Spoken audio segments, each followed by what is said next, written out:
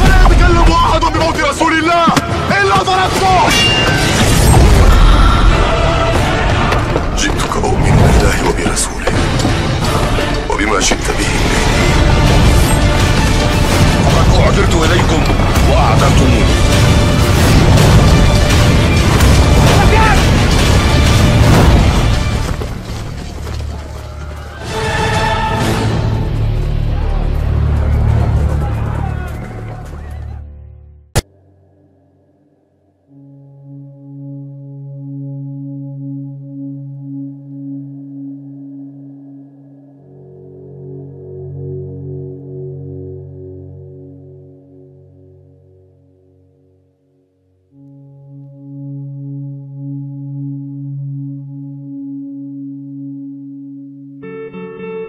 Dalam riwayat yang dipercaya oleh banyak kaum muslimin, menjelang akhir zaman, bumi akan berada dalam keadaan yang penuh kegoncangan.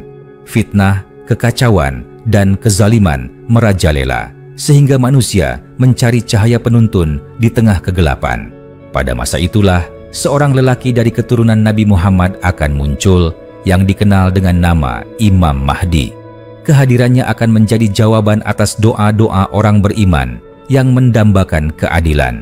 Imam Mahdi digambarkan sebagai seorang lelaki yang memiliki wajah bercahaya, seolah memancarkan keteduhan bagi siapa saja yang memandangnya. Dahinya lebar, menunjukkan ketegasan dan kebijaksanaan. Hidungnya mancung dengan sedikit lengkungan, menambah kesan wibawa. Warna kulitnya cerah kemerah-merahan, tanda kesehatan dan kekuatan.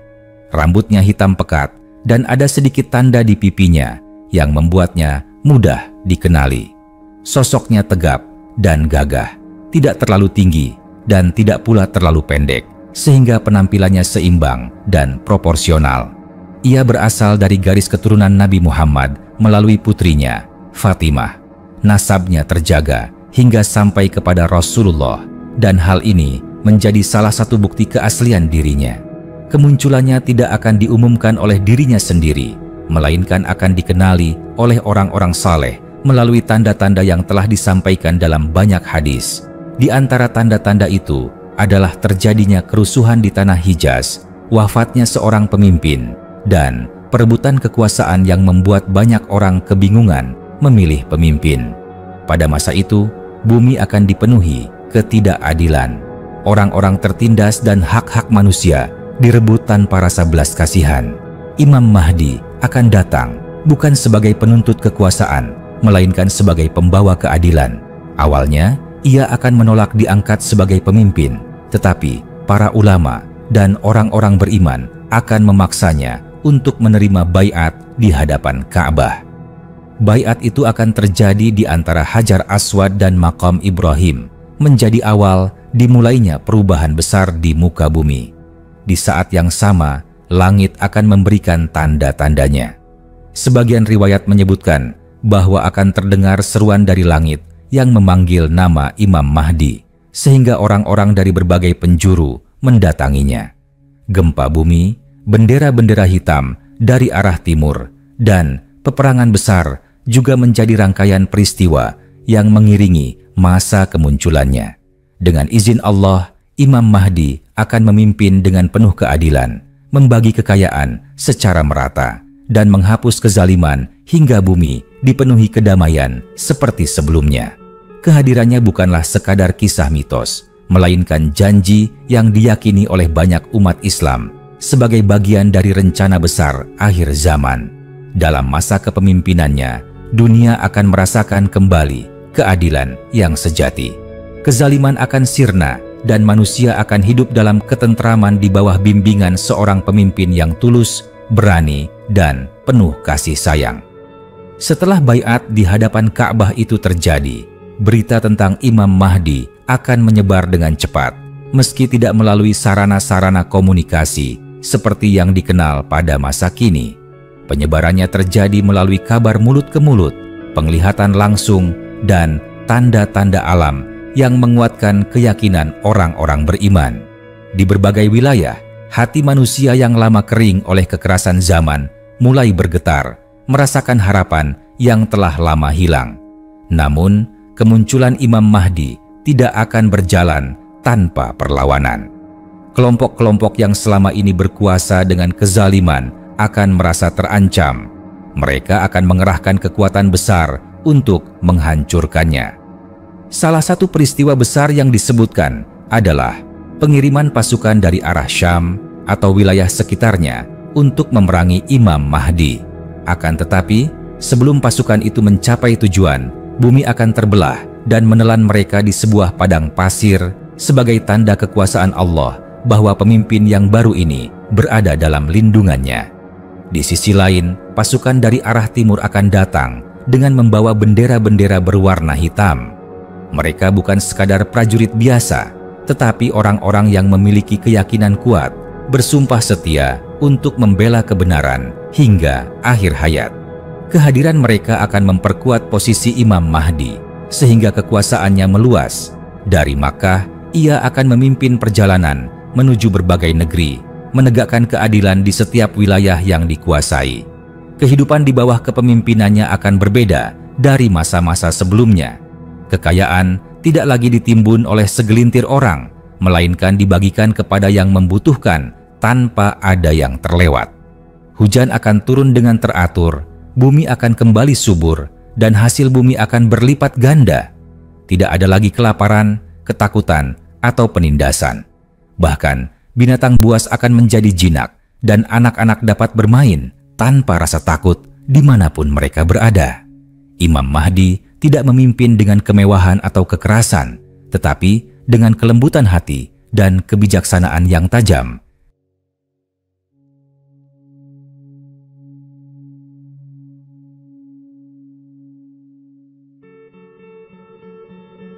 Ia mendengarkan keluhan rakyatnya, menuntaskan perselisihan dengan adil, dan menjaga persatuan umat. Pada masanya, ilmu pengetahuan akan berkembang pesat, namun selalu dibarengi dengan keimanan yang kokoh. Dunia akan merasakan keseimbangan antara kemajuan dan keberkahan, antara akal dan hati. Kepemimpinannya akan menjadi babak baru bagi umat manusia. Meski masa itu pada akhirnya akan berakhir dengan datangnya ujian besar lain, keberadaan Imam Mahdi akan menjadi salah satu momen terindah yang pernah tercatat dalam sejarah akhir zaman. Banyak yang meyakini setelahnya akan datang peristiwa-peristiwa yang mengantarkan dunia pada puncak takdirnya. Setelah kekuasaan Imam Mahdi mengakar dan keadilan mulai dirasakan di berbagai penjuru, dunia tetap belum sepenuhnya aman. Fitnah besar masih menanti, dan salah satunya adalah kemunculan Dajjal, sosok yang dikenal sebagai penipu terbesar dan ujian terberat bagi umat manusia. Ia akan datang dengan kekuatan luar biasa, menebarkan kebohongan, mengaku sebagai Tuhan, dan memikat hati banyak orang dengan keajaiban yang menipu mata. Saat itu, sekalipun umat Islam memiliki pemimpin yang adil, ujian ini tidak dapat dihadapi hanya dengan kekuatan manusia biasa. Dalam riwayat, pada masa genting itulah, langit akan menjadi saksi turunnya seorang hamba Allah yang istimewa, Nabi Isa, putra Maryam. Ia akan turun dari langit dengan pakaian berwarna lembut, rambutnya basah seperti baru saja mandi, dan wajahnya memancarkan ketenangan yang dalam. Turunnya beliau terjadi di Menara Putih sebelah timur kota Damaskus, diiringi oleh malaikat. Langkahnya ringan namun mantap, dan setiap orang yang melihat akan merasakan keyakinan bahwa inilah saat yang telah dijanjikan. Imam Mahdi yang saat itu memimpin umat akan mengetahui kabar turunnya Nabi Isa. Mereka akan bertemu di waktu sholat. Imam Mahdi yang memimpin jamaah akan mempersilakan Nabi Isa menjadi imam. Namun, Nabi Isa menolak dan berkata bahwa kepemimpinan sholat tetap di tangan Imam Mahdi sebagai bentuk penghormatan kepada umat Muhammad yang dipimpinnya. Maka Imam Mahdi pun menjadi imam dan Nabi Isa berdiri di saf jamaah menjadi makmum. Setelah sholat, Nabi Isa dan Imam Mahdi akan memimpin umat untuk menghadapi Dajjal. Dengan izin Allah, Nabi Isa yang akan membunuh Dajjal mengakhiri fitnah terbesarnya. Dunia pun kembali merasakan ketenangan yang lebih dalam. Di masa itu, tidak ada lagi agama selain Islam yang murni, dan bumi dipenuhi keadilan serta keberkahan yang melimpah. Hujan akan turun deras tanpa merusak, bumi mengeluarkan hasil terbaiknya, dan hubungan antar manusia dipenuhi kasih sayang. Tidak ada lagi peperangan, kebencian, atau iri hati. Keadilan Imam Mahdi yang didukung oleh keberkahan turunnya Nabi Isa menjadi puncak masa keemasan terakhir umat manusia sebelum datangnya tanda-tanda besar kiamat berikutnya. Setelah Nabi Isa membunuh Dajjal di dekat gerbang kota Lud, Palestina, dunia seakan menghembuskan napas lega. Fitnah terbesar yang selama ini menjadi mimpi buruk umat manusia telah sirna. Tidak ada lagi kekuatan yang berani menandingi kebenaran. Imam Mahdi dan Nabi Isa bersama-sama memimpin umat menuju masa yang belum pernah dirasakan sebelumnya dalam sejarah panjang manusia. Hidup menjadi begitu damai hingga senjata-senjata perang tidak lagi dibutuhkan. Semua pedang, tombak, dan panah dilebur menjadi alat pertanian dan perkakas untuk membangun kehidupan. Negeri-negeri yang sebelumnya saling bermusuhan kini terhubung oleh ikatan persaudaraan. Perbatasan politik tidak lagi menjadi alasan untuk memisahkan hati manusia. Tidak ada kemiskinan karena kekayaan bumi dibagi rata dan mencukupi setiap keluarga. Hewan-hewan yang dulunya liar menjadi jinak. Serigala dan kambing dapat merumput bersama tanpa saling mengganggu. Anak-anak bermain di tengah padang hijau, tertawa tanpa rasa takut. Sungai-sungai mengalir jernih, menghidupi ladang-ladang yang menghasilkan buah-buahan besar dan manis, seolah bumi sedang memberikan seluruh isi perbendaharaannya. Namun, sebagaimana takdir yang berlaku untuk setiap manusia, masa kepemimpinan Imam Mahdi pun akan sampai pada ujungnya. Setelah memimpin selama beberapa tahun, sebagian riwayat menyebut 7, sebagian lain 9, beliau akan wafat dengan tenang. Wafatnya Imam Mahdi menjadi perpisahan yang mengharukan. Orang-orang beriman akan menangis bukan hanya karena kehilangan seorang pemimpin, tetapi karena mereka tahu bahwa masa itu adalah puncak kedamaian terakhir sebelum datangnya ujian-ujian besar berikutnya. Jenazah beliau dimakamkan di Madinah dan para penduduk dari berbagai negeri akan datang memberikan penghormatan terakhir. Kepemimpinan umat kemudian berada di tangan Nabi Isa yang akan meneruskan masa damai hingga tiba saatnya beliau sendiri wafat. Setelah masa itu berlalu, dunia perlahan akan kembali memasuki fase kemerosotan spiritual.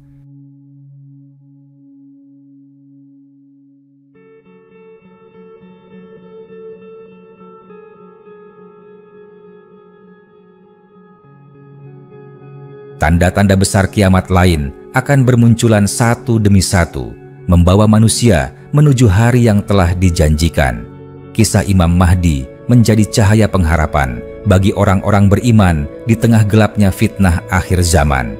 Ia adalah lambang bahwa di saat dunia nyaris tenggelam dalam kegelapan, Allah selalu mengutus pemimpin yang membimbing manusia kembali kepada kebenaran.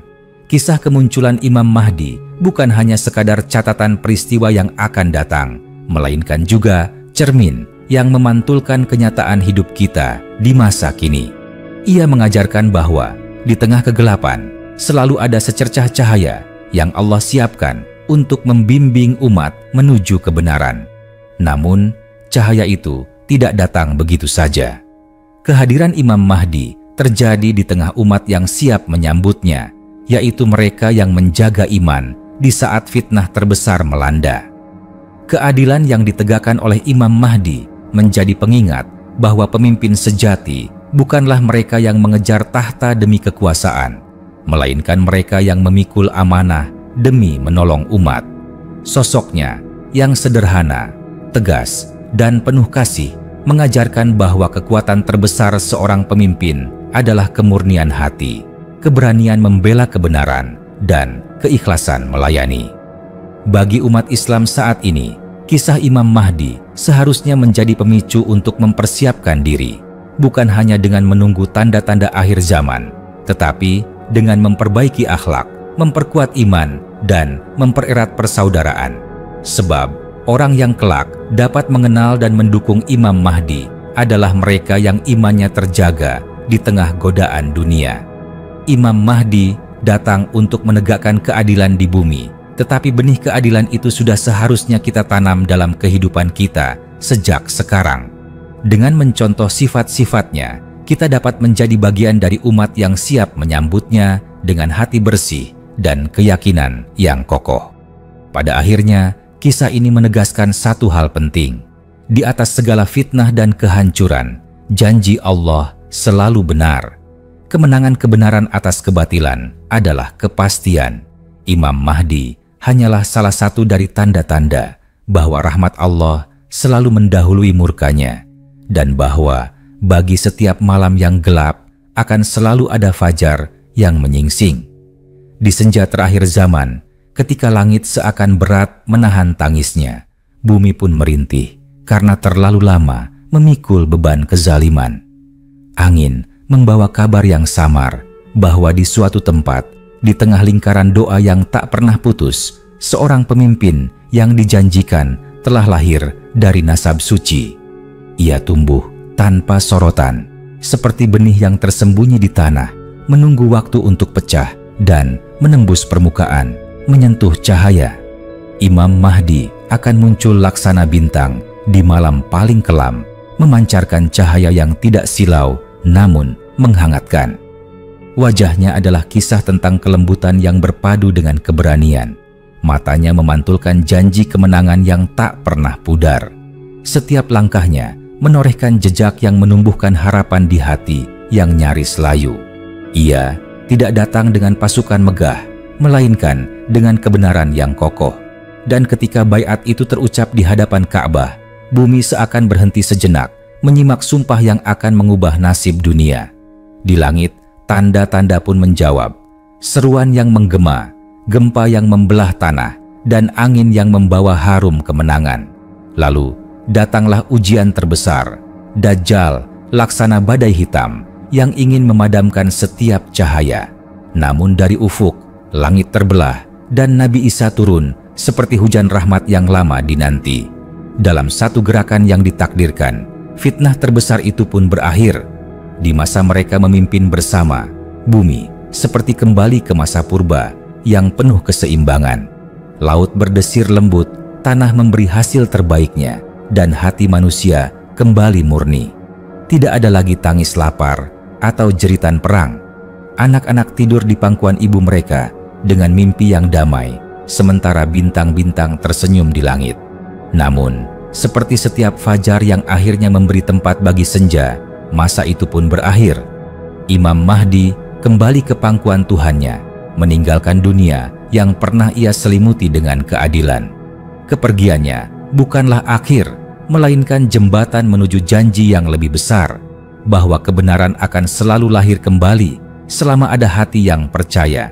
Dan bagi kita yang hidup hari ini, kisah ini bukan untuk ditunggu dengan pasif, melainkan untuk dihidupkan dalam sikap, dalam amal, dalam setiap doa. Sebab mungkin saja cahaya itu akan datang ketika kita sedang menyiapkan diri menjadi bagian dari barisan yang menyambutnya. Malam itu, di Makkah, udara terasa berbeda. Bintang-bintang menggantung rendah di langit, seakan ingin menyaksikan sebuah sumpah yang akan mengubah arah zaman. Di antara Hajar Aswad dan makam Ibrahim, lingkaran manusia semakin rapat. Wajah-wajah mereka dipenuhi keyakinan, namun juga getaran rasa haru. Di tengah lingkaran itu, berdirilah seorang lelaki yang belum dikenal dunia, namun namanya telah terukir dalam lembar takdir.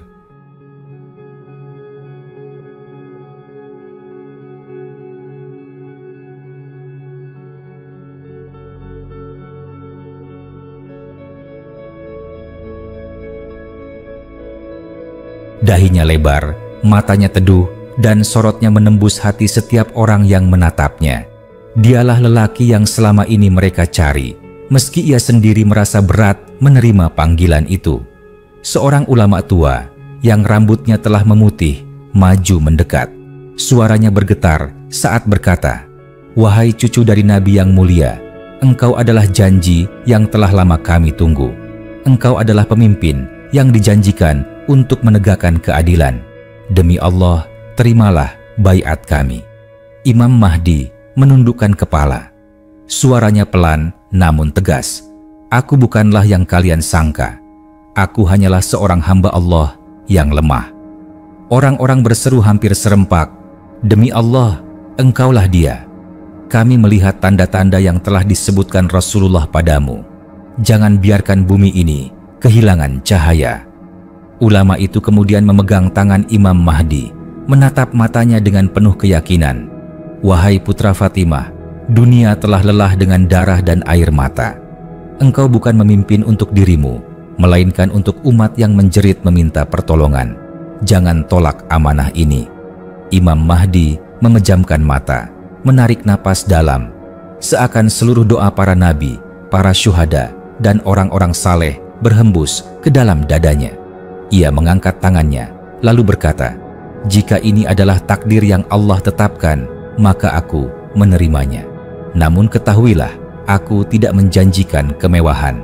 Aku menjanjikan perjuangan, darah, dan air mata, hingga keadilan kembali menyelimuti bumi."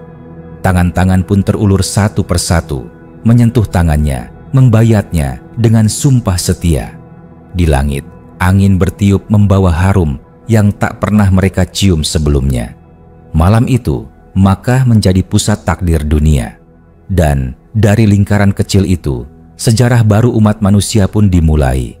Fajar pertama setelah malam baiat menyingsing dengan cahaya yang berbeda. Langit timur memerah, seakan menandakan awal perjalanan panjang yang penuh ujian. Makkah yang semalam menjadi saksi sumpah setia, kini dipenuhi dengan suara takbir yang menggema dari mulut para pendukung Imam Mahdi. Kabar baiat telah sampai ke telinga mereka yang selama ini berkuasa dengan kezaliman. Dari arah utara, pasukan besar bersiap menyerbu dengan keyakinan bahwa mereka dapat memadamkan bara yang baru menyala. Jumlah mereka jauh lebih banyak, perlengkapan mereka jauh lebih megah. Namun, di pihak Imam Mahdi, semangat tak tergoyahkan telah bersemi, dan keyakinan mereka adalah senjata yang tak tertandingi. Sebelum berangkat, Imam Mahdi berdiri di hadapan pasukannya. Matanya menyapu wajah-wajah yang telah bertekad untuk berjuang. Ia berkata dengan suara yang bulat namun penuh kehangatan, "Wahai saudaraku, kita tidak berperang demi kekuasaan, kita berperang demi menegakkan kebenaran. Jalan kita tidak mudah. Kita akan menghadapi pasukan yang lebih besar, tetapi ketahuilah, Allah bersama kita. Jangan gentar, sebab kemenangan bukan diukur dari jumlah, melainkan dari keikhlasan hati." Pasukan pun berbaris, bendera hitam berkibar di depan mereka, menandakan kesetiaan kepada perintah Allah dan Rasul-Nya. Langkah demi langkah, debu padang pasir membumbung, seakan menjadi saksi bisu perjalanan ini. Di tengah perjalanan, mereka mendengar kabar bahwa pasukan musuh telah mendekat. Namun sebelum dua pasukan itu bertemu, bumi bergetar hebat. Gurun pasir terbelah, menelan sebagian besar pasukan musuh. Peristiwa itu membuat pasukan yang tersisa terpukul dan tercerai-berai. Mereka yang selamat, sebagian menyerah, sebagian lain melarikan diri. Kemenangan itu bukan hanya kemenangan pertama, tetapi juga pertanda bahwa Imam Mahdi berada di bawah lindungan langsung dari Allah. Kabar keajaiban itu menyebar cepat ke seluruh negeri. Orang-orang dari timur mulai bergerak membawa bendera-bendera hitam untuk bergabung dengannya. Umat yang sebelumnya tercerai-berai kini mulai menyatu di bawah satu panji. Itulah awal dari perjalanan panjang menuju peperangan-peperangan besar berikutnya, termasuk konfrontasi melawan kekuatan-kekuatan tirani dunia sebelum datangnya fitnah terbesar Dajjal. Matahari gurun memancarkan panas yang menyengat, namun medan itu akan segera menjadi dingin oleh bayang-bayang kematian. Di kejauhan, debu membumbung tinggi, menandakan pasukan musuh yang datang laksana badai. Aliansi tiran dunia, gabungan kekuatan dari berbagai negeri, telah menggabungkan pasukan mereka, bertekad menghancurkan Imam Mahdi sebelum namanya menjelma menjadi legenda. Di barisan depan Imam Mahdi, para prajurit berdiri tegap. Bendera hitam berkibar di langit, memantulkan sinar matahari seperti pedang yang terhunus. Imam Mahdi menunggang kuda hitamnya, mengenakan jubah sederhana berwarna putih, namun auranya memancarkan wibawa yang membuat setiap pasukan merasa yakin. Ia menoleh kepada para komandannya, lalu berkata dengan suara lantang yang terdengar hingga barisan paling belakang, "Hari ini bukan tentang kita. Hari ini adalah tentang kebenaran yang ingin mereka kubur.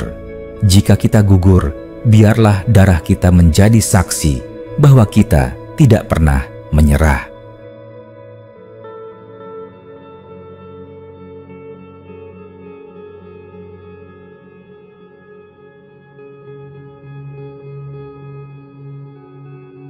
Teriakan takbir pun menggema, memecah udara, mengguncang hati musuh. Jenderang perang ditabuh. Panah-panah pertama dilepaskan, melesat seperti hujan hitam yang menutup langit. Benturan logam dan teriakan prajurit bercampur menjadi satu simfoni perang. Pasukan Imam Mahdi bertempur dengan keberanian yang tidak wajar. Meski jumlah mereka lebih sedikit, setiap langkah maju diiringi keyakinan bahwa Allah menyertai mereka. Kuda-kuda berlari, pedang beradu, dan debu medan perang menjadi tirai yang menutup pandangan, menyisakan hanya suara dentingan dan pekikan takbir. Di tengah pertempuran, Imam Mahdi menerobos barisan musuh. Pedangnya memantulkan cahaya matahari. Setiap tebasannya mematahkan semangat lawan. Pasukan musuh yang semula begitu yakin mulai goyah ketika menyaksikan kekompakan dan keberanian yang tak tergoyahkan di pihak lawannya. Menjelang senja, pasukan aliansi tiran itu mulai tercerai-berai. Yang tersisa hanyalah tanah yang ternoda darah, bendera-bendera musuh yang roboh, dan wajah-wajah prajurit beriman yang penuh debu namun memancarkan cahaya kemenangan. Hari itu menjadi tonggak sejarah, bukan hanya kemenangan militer, tetapi juga tanda bahwa keadilan yang dibawa Imam Mahdi tidak akan mudah dihentikan. Kabar kemenangan itu menyebar ke segala arah, membuat hati orang-orang yang selama ini ragu menjadi yakin untuk bergabung di bawah panjinya. Itu hanyalah peperangan pertama dari rangkaian pertempuran yang lebih besar, yang pada akhirnya akan mengantar Imam Mahdi menuju konfrontasi terbesar dalam sejarah umat manusia. Hari itu, langit seperti dipenuhi firasat buruk. Awan-awan kelabu menggantung berat, dan angin gurun membawa aroma tanah yang siap dibasahi darah. Malhamah Al-Kubra, perang maha dahsyat yang disebut-sebut dalam banyak riwayat, telah tiba. Ini bukan sekadar bentrokan pasukan, melainkan pertemuan dua peradaban besar di ujung sejarah. Pasukan Imam Mahdi berdiri di satu sisi medan yang luas, membentang sejauh mata memandang. Mereka datang dari berbagai negeri, namun disatukan oleh satu kalimat, La ilaha illallah, Muhammadur Rasulullah. Di sisi lain, aliansi besar kekuatan dunia, pasukan yang jumlahnya bagaikan gelombang laut, dengan persenjataan yang memancarkan kilau maut. Imam Mahdi berdiri di barisan depan, menatap hamparan musuh yang begitu luas. Ia mengangkat pedangnya tinggi, suaranya lantang menggetarkan dada para prajurit. Wahai kaum beriman, inilah hari yang telah dijanjikan. Tidak ada tempat untuk mundur dan tidak ada kemenangan kecuali dengan izin Allah. Jika kita gugur, kita akan bertemu di surga. Jika kita hidup, kita akan menyaksikan bumi dipenuhi keadilan. Maka majulah. Suara takbir mengguncang langit. Jenderang perang ditabuh begitu keras hingga tanah bergetar. Lalu, dari kejauhan, panah-panah melesat, disusul deru kuda yang berlari secepat angin. Tubuh-tubuh berbaju besi bertubrukan, pedang bertemu pedang, dan darah memercik di udara. Malhamah ini bukan perang singkat. Hari berganti malam, malam kembali menjadi siang, dan medan perang tak pernah benar-benar sunyi. Debu bercampur darah menutupi tanah, dan pekikan prajurit yang gugur terus terdengar di kedua pihak. Namun, pasukan Imam Mahdi bertahan dengan kekuatan yang tampak mustahil. Setiap langkah mundur dibayar dengan serangan balik yang lebih keras. Kuda-kuda mereka menerobos celah pertahanan musuh, memutuskan barisan, dan memukul jantung kekuatan lawan. Di tengah pertempuran yang panjang itu, tanda-tanda kemenangan mulai terlihat. Moral musuh yang semula membubung mulai runtuh, dan barisan mereka kian rapuh. Namun, di tengah kemenangan yang hampir diraih, berita besar datang. Tanda-tanda kemunculan Dajjal mulai terlihat di belahan bumi lain. Kemenangan ini menjadi penutup babak lama, sekaligus pembuka dari ujian terbesar yang belum pernah dihadapi umat manusia. Malhamah Al-Kubra berakhir, tetapi badai fitnah yang lebih besar sedang menuju mereka. Imam Mahdi tahu, waktu untuk bersiap menghadapi akhir yang sesungguhnya sudah sangat dekat.